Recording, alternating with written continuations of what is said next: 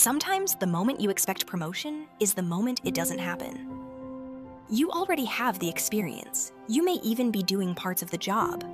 People come to you when something breaks. You help colleagues solve problems. Sometimes you are the one keeping the project stable. Yet when the promotion decision arrives, someone else is chosen. Sometimes someone with less experience. And what makes it confusing is that promotions inside organizations often follow a very different logic than most people expect. Most careers begin with a simple belief. You start at one level, you gain experience, you learn the systems, you take on more responsibility, and eventually that experience should lead to promotion. It feels logical. In many professions, this pattern works. Experience builds authority. Authority brings advancement. But inside large organizations, promotion rarely follows a straight path. Because promotions are not only about capability, they are also about perception. Many professionals eventually reach a stage where they are already doing parts of the next role. They guide junior colleagues. They coordinate work between teams. They solve problems when projects begin to stall. From the outside, it can look like they are already operating at the next level. But inside organizations, doing parts of a role is not the same as being seen as the role. Leadership does not only evaluate what someone has done, they also evaluate what they believe that person represents. And those two things are not always the same.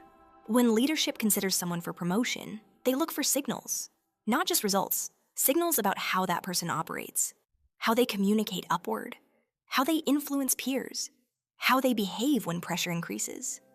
These signals travel quietly through the organization, sometimes through managers, sometimes through project discussions, sometimes through simple impressions formed over time. By the time promotion conversations begin, many of these signals already exist. Experience shows what someone has done. But promotion decisions often focus on something else. What leadership believes that person will represent at the next level? Will this person stabilize a team? Will they influence others? Will they represent the organization well when situations become difficult?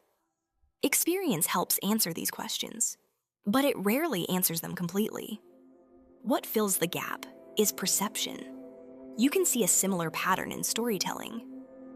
In the Hunger Games, many characters have the skill to survive the arena, but only a few are seen as leaders. The difference is not just ability, it is how others perceive them. Some characters naturally attract followers. Others may be equally capable, but they are never viewed as the ones people will rally around. Organizations often work in a similar way. Leadership is not only about what someone can do, it is about whether the system already sees them in that position. This is why promotion decisions can feel confusing. From your perspective, the evidence seems clear. You have the experience, you understand the work. Yet leadership may still hesitate, or they may choose someone from outside, not necessarily because experience was missing, but because the narrative around you never fully shifted. Promotions are rarely just rewards for past work. They are signals to the entire organization. They communicate hierarchy, authority, representation. When leadership promotes someone, they are deciding how that person will be seen moving forward. And that decision depends on more than experience. It depends on whether the system already sees that person as belonging at that level. Experience still matters. It builds capability. It builds reliability. But inside complex organizations, experience is only part of the equation. The other part is how the system interprets that experience. And sometimes the system responds to signals most people never see. Signals that quietly shape how leadership sees you.